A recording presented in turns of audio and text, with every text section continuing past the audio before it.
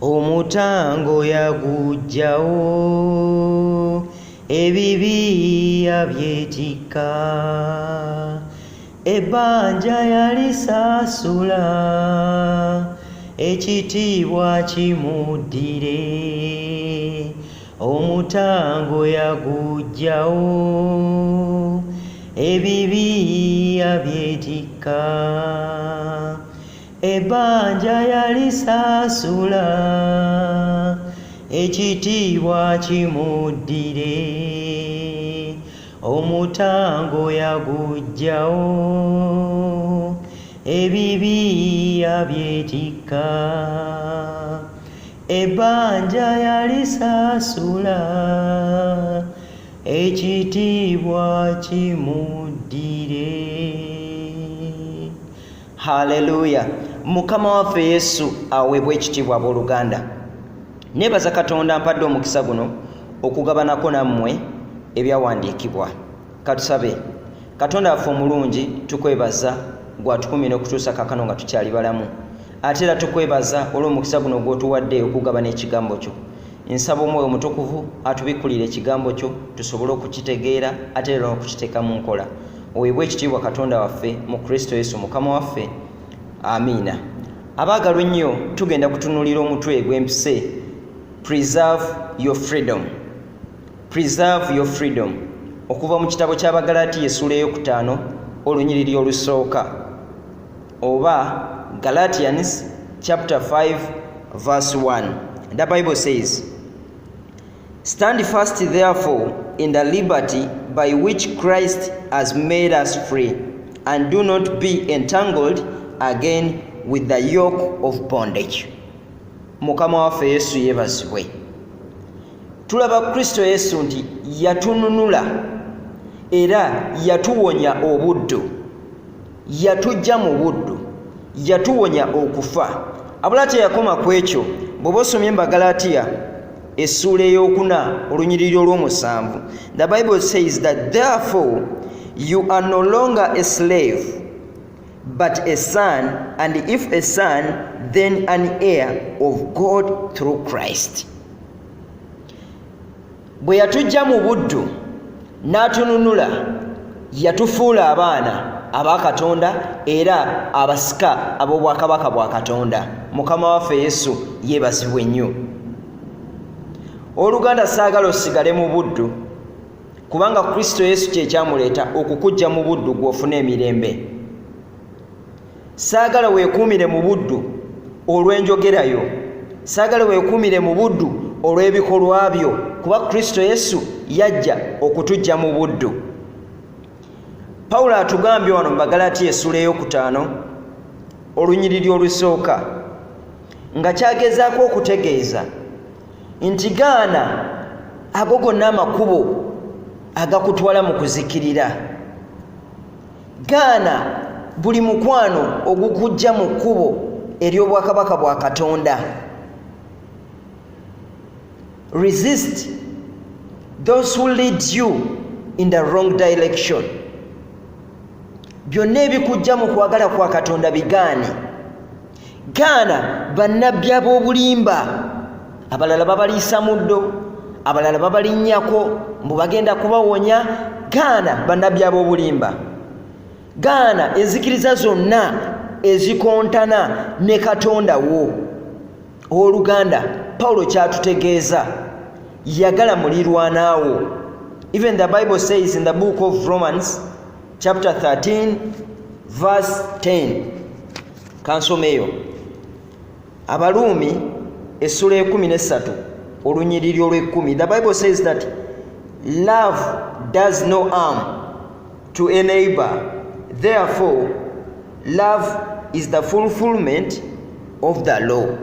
So Paulo atutegeeza nti yagala mulirwanaawo, kubanga okwagala kutuukiriza byonna. Amateeka gonna gali mu kye bayita okwagala.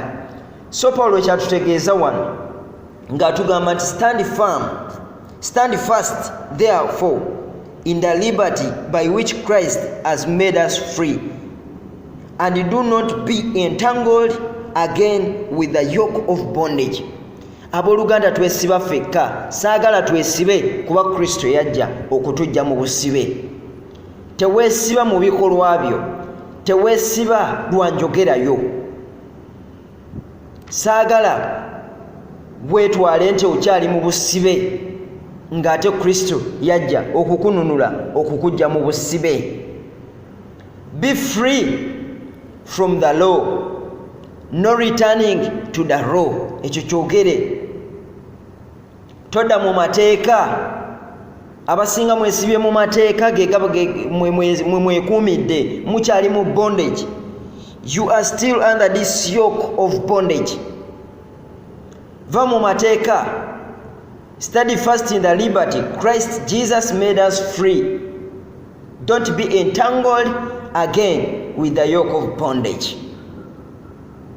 Ffe tukuuma mateeka. Abooluganda, Kristo Yesu yajja okutujja mu bino byonna ebikuliko. Bw'obeera mu mateeka obeera weesibye wekka.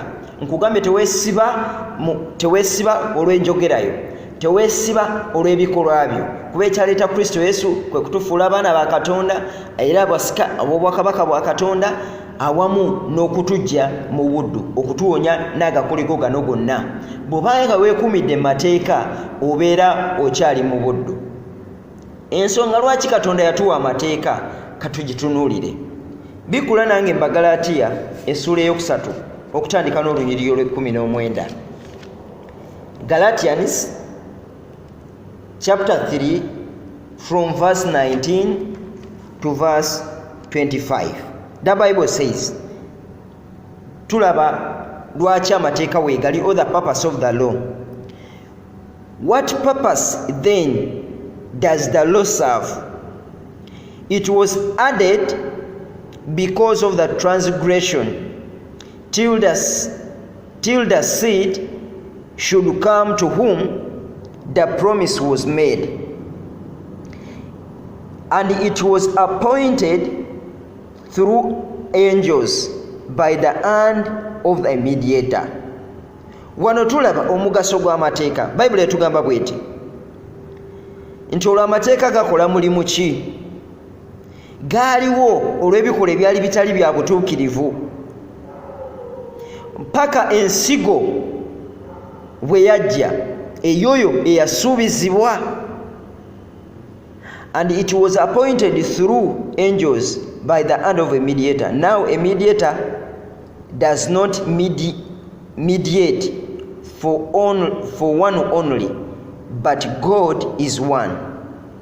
Verse 21. Is the law then against the promise of God? Certainly not. For if there had been a law given which could have given life, truly righteousness would have been by the law. But the scripture has confined all under sin, that the promise by faith in Jesus Christ might be given to those who believe. Mukama yebazibwe. But before faith came, we were kept under guard by the law, kept for the faith which would afterward be revealed. Therefore, the law was a tutor to bring us to Christ, that we might be justified by faith. But after faith has come, we are no longer under the tutor. Mukama yebasibwe. Amateeka gaaliwo just to help us to identify sin, gatuyambe okuzuula ekibi. Naye gaali gatuteekateekera gaaliwo ng'omusomesa olw'oyo yali agenda okujja. Kati Kristo Yesu bwe yajja nga tumukkiriza, bwe tukkiriza Kristo Yesu kitegeeza tetukyali wansi w'amateeka, naye gaaliwo okutulaga ekibi, nti kino kibi, n'omanya nti kuno kubba, n'omanya nti kuno kutta, n'omanya nti kuno kuyenda. That was the purpose of the sin, to help us to identify sin. Naye abasinga twesiba mu wansi w'amateeka, ate nga Kristo Yesu yajja okutujja mu mateeka. Agambye wano that therefore the law was a tutor to bring us to Christ, that we might be justified by faith.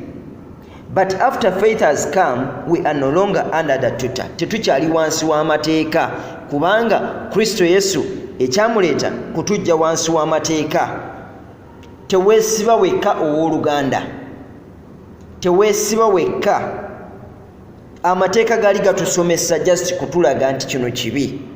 Bwe twali nga tukyali mu butali butuukirivu ne mu kwonoona, naye Kristo Yesu bwe yajja kasita tumukkiriza, kitegeeza we are justified by faith.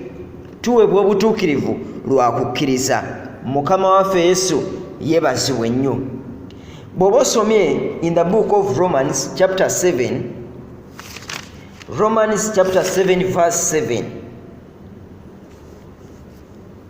Romans 7:7. The Bible says that what shall we say then?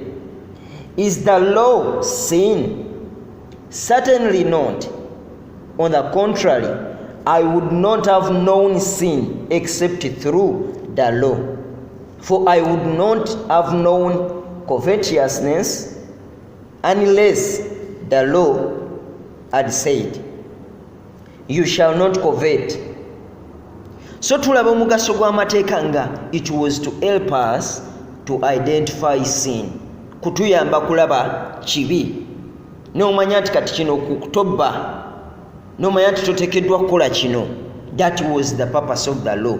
But we receive righteousness by faith, not by the law. Nga bwe tugenda okweyongera okulaba. Nyongera okugamba oluganda, teweesiba lwakuba nti nno mateeka ng'abasinga bwe babagamba. Christ Jesus yajja okukununula n'okukuwonya ebikoligo byonna n'okukujja mu buddo. Ng'amateeka tulaba kye kimu kubikuumira abooluganda mu buddu.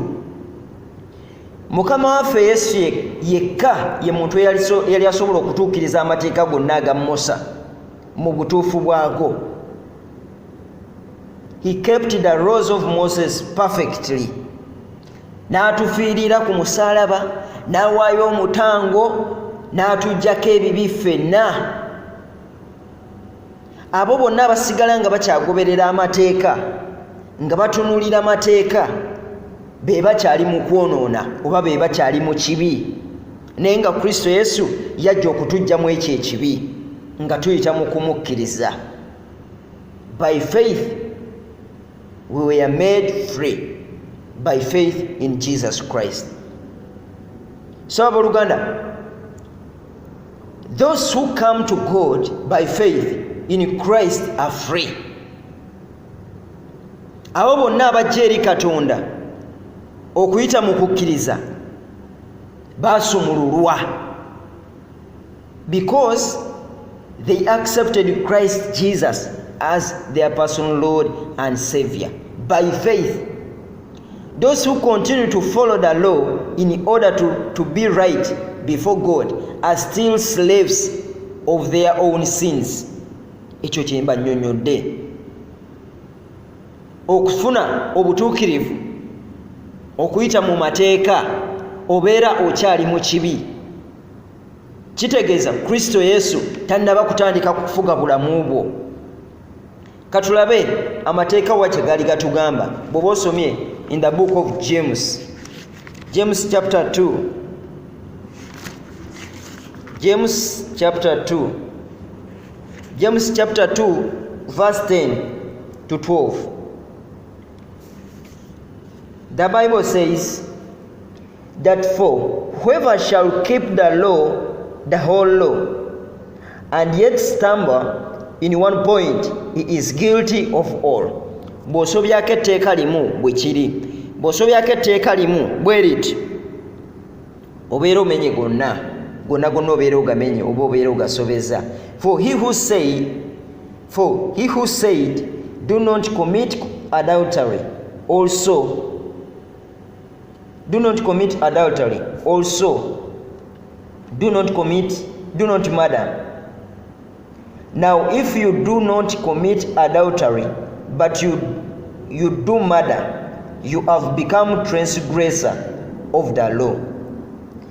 ekitegeeza bw'ogamba nti nno toyendanga ate ng'otta kitegeeza ne liri nalyo oba olikoze eki gonna nga bwe gali amateeka obeera ogamenye. naye ku Lw'ekkumi atugamba bw'ati, so speak and so do as those who will be judged by the law of liberty. So kyali nti bw'omenyako etteeka limu amateeka gonna obeera ogamenye, amateeka gonna obeera ogamenye. Nkugambye teweesiba wekka ku lw'amateeka. Amateeka si mabi naye gaali gatuyamba kutulaga kibi, ate Bayibuli etugambye nti gaaliwo okutulaga obutali butuukirivu. naye nga waliwo ensigo eyali yasuubizibwa nga yali Kristo Yesu. Oluvannyuma lwa Kristo Yesu okujja kitegeeza tetukyali wansi aw'amateeka. Mukama waffe Yesu yeebazibwe. Bw'oba osomye mu Baluumi essula ey'omukaaga, Romans chapter 6,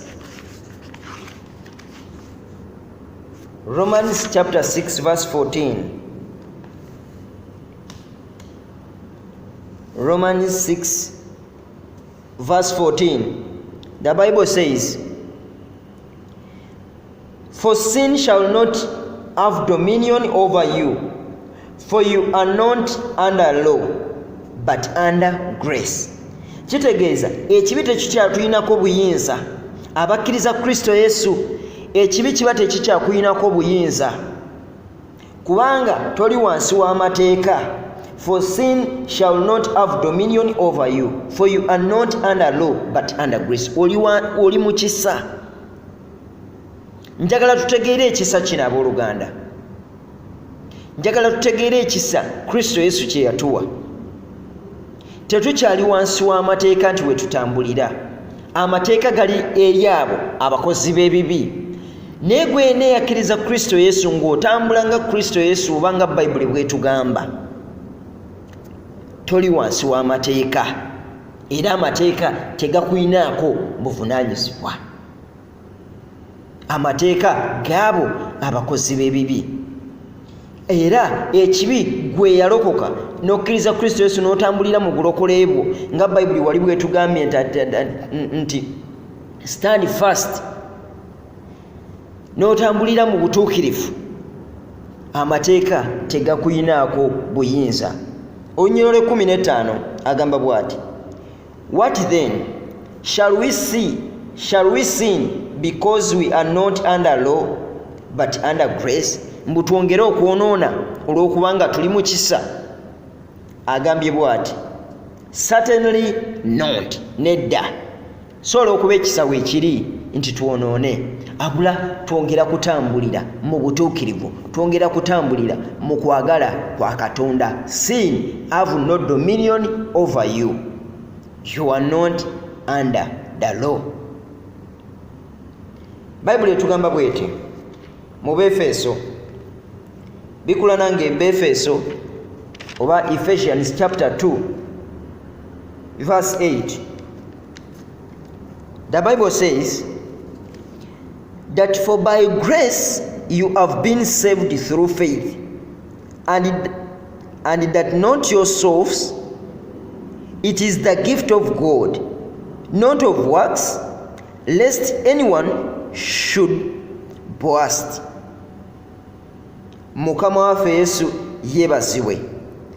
Twalokolebwa lwa kisa, si lwa bikolwa byaffe. Twalokolebwa lwa kisa ne okuyita mu kukkiriza Kristo Yesu. We were saved by grace through faith in Christ Jesus, not by our works. Si lwa bikolwa bye eby'obutuukirivu nti nkola nnyo kino, nkola kiri, nkola kino. No, by faith. By grace I mean through faith. Twalokolebwa lwa kisa okuyita mu kukkiriza. Bagalatiya essula ey'okusatu Bagalatiya essula eyokusatu olunyiriri lwa 10 oba Galatians chapter 3 verse 10. For as many as are of the works of the law are under the curse. For it is written, cursed is everyone who does not continue in all things which are written in the book of the law to do them. So tulaba waneeno Bible etulaga ti the law brings curse. The law brings curse. Bweweekuumira mu mateeka oba weekuumidde mu kikolimo, njagala onfune bulungi, bweweekuumira mateeka oba weekuumidde mu kikolimo, Bible etugambye for as many as are of the works of the law are under curse. For it is written, cursed is everyone who does not continue in all things which are written in the book of the law to do them. But that no one is justified by the law in the sight of God is evident. For the just shall live by faith. Tulaba omutukuvu abeerawo lwa kukkiriza si lwa mateeka. Amateeka galeeta kikolimo, naye omutukuvu abeerawo lwa kukkiriza. That the just shall live by faith. Glory be to Jesus. Glory be to Jesus. Yesu teyagira bwereere abooluganda nti ffe tusigale mu kikoligo, tusigale mu buddu, tusigale mu slavery. No, yajja asobole okutuwa obulamu, atujje mu buddu, atufuule abaana ba Katonda. Jesus yajja ffe tusobole okuva mu buddu. Soma nange Bagalatiya essula ey'okubiri olunyiriri olwa 21 oba Galatians chapter 2 verse 21. I do not set aside the grace of God. For if righteousness comes through the law, then Christ died for nothing. Bw'abanga omuntu afuna obutuukirivu okuyita mu mateeka, kitegeeza Kristo Yesu yafiira bwereere ku musaalaba. Abooluganda, Kristo Yesu gw'akyakuuma amateeka yafiira bwereere. Yajja asobole okutujja mu mateeka, asobole okututeeka mu kisa, kuba amateeka tewaalisobodde kugagumiikiriza. Y'ensonga lwaki nakugambye nti yawaayo omutango ku lwaffe ffe asobole okutununula. He died to pay the penalty of the sins of others. Ffe yatununula, si tusigale mu mateeka kubanga twali tetusobola gagumiikiriza, abula tubeere free, tubeere n'emirembe.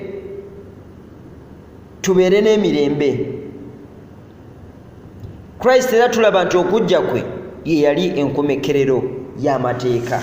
Mukama waffe omulungi Yesu yeebazibwe. Bikula nange Baluumi essula 10 olunyiriri olwokuna. Romans 10:4. The Bible says, for Christ is the end of the law for righteousness to everyone who believes. Buli amukkiriza yaweebwa obutuukirivu. Buli akkiriza Kristo Yesu yaweebwa obutuukirivu. Era tulabye nti Kristo Yesu y'enkomekerero y'amateeka y'okujja kwe. Amateeka gaali tegakyatuyinako buyinza. Yes, its purpose is to help us to identify sin, but to receive righteousness, it's by faith in Jesus Christ. Gatuyamba kulaba kibi, naye okufuna obutuukirivu tubufuna olw'okukkiriza Kristo Yesu. Mukama waffe Yesu yeebazibwe. Be free. Preserve your freedom. Jesus Christ made us free from the law of sin and death. Yatununula n'atuwonya amateeka agaali gatulaga okufa n'ekibi. Mukama yeebazibwe. Baluumi essula 8 olunyiriri olw'okubiri. oba Romans chapter 8 verse 2. Hallelujah. The Bible says, for the law of the Spirit of life in Christ Jesus has made me free from the law of sin and death. Mukama yebazibwe. So Kristo Yesu yatufuula okubeera nti no tuli baddembe. Yatununula okuva eri amateeka gano agali ag'okufa n'agali ag'okulaga ekibi. Kubanga bw'omenyanga etteeka walinga ogenda kufa bufi. Buli lw'omenya etteeka nga kufa. Ne Kristo Yesu najja ne tusobola okufuna obulamu nga tumukkiriza, obulamu obutaggwawo nga tumukkiriza ne tumugoberera mu butukuvu. Era bwe tumukkiriza tufuna obutuukirivu. Mukama waffe Yesu yeebazibwe. Owooluganda saagala weekumire mu mateeka, saagala weekumire mu buddo, kubanga ekyaleeta Kristo Yesu is to set you free. Yayagala akununule. Preserve your freedom. Funa eddembe lyo, funa eddembe lyo. Pawulo yatugambye mu Bagalatiya we twatandikidde essula ey'okutaano olunyiriri olusooka ng'atugamba, stand fast therefore in the liberty by which Christ has made us free. Funa biyimirira mu ddembe lyo Kristo Yesu lye yakuwa, kubanga yakununula. Yawaayo omusaayi gwe ogutaali gwa nsolo, ogutaali gwa mbuzi wadde endiga, naye yawaayo omusaayi gwe asobole okununula gwe. Tokkiriza kusigala mateeka. Nakugambye gaana enzikiriza yonna eyinza okukukuumira mu buddu, enzikiriza yonna etali according to the will of God, etali mu kwagala kwa Katonda wo, gigaane. Gaana bannabbi ab'obulimba, gaana okusigala wansi w'amateeka kwebyo byonna bikukuumira mu buddu. Gaana okubeera n'emikwano emikyamu egikutwala mu kuzikirira, egikutwala mu makubo amakyamu, gigaane, kubanga byonna bikukuumira mu buddu. Beera n'enjogera ennungi ng'omwana wa Katonda. Kyusa enjogerayo osobole okuva mu buddu, kuba enjogera yesobola okukukumira mu buddu n'ebikolwa byo ebyekizikiza okukukumira mu buddu. Naye Kristo Yesu yafa ku musalaba gw'osobole okununulibwa. Mukama waffe Yesu yeebazibwe nnyo abooluganda. Katonda waffe omulungi, tukwebaza olw'ekigambo kino ky'otesiteese olunaku olwaleero gye tuli. Weebale olw'okwogera n'emmeeme zaffe. Katonda waffe omulungi oweebwe ekitiibwa. Weebale olw'omwana we Yesu Kristo gwe wawaayo okutufiiririra asobole okutununula. Era weebale olw'okutujja mu bikoligo byonna. Weebale okutuwonya emigugu gyonna gye gyali gyetwetisse, gye twali twetisse. Ayi Mukama, weebale Katonda waffe omulungi, nti bwe tukkiriza Kristo Yesu tuweebwa obutuukirivu. Bwe tukkiriza Kristo Yesu tusumululwa, twanunulibwa. Weebale Katonda waffe omulungi. Weebale olw'omukwano gw'olina gye tuli. Weebale olw'ekisa Katonda waffe omulungi. Osinziwenga ennaku zonna era otenderezebwe mu Kristo Yesu Mukama waffe. Amiina. Gwe yenna eyeetaaga okuwuliriza audios n'okulaba videos ez'enjawulo ku my YouTube channel, osobola okugenda no subscribinga mu mannya gange gennyini, Nsibambi John Bosco ge mannya. Bw'oba nga ogenze ID yange eyo, osobola okugendako no likinga, no commentinga, then no sharingira n'abalala, nabo n'osobola okuba blessinga ne bawuliriza ku message bwe ziti. Tomanya oyinza okuba olina gw'oyogedde naye n'omutaasa n'omuyamba mu mbeera emu oba endala. Osobola okunfuna ku WhatsApp namba yange eya ojja kunyiga star 256 755 235 570 oba star 256 755 2357 10. May God bless you tremendously in Jesus' name. Shalom, shalom. Amen. Amen.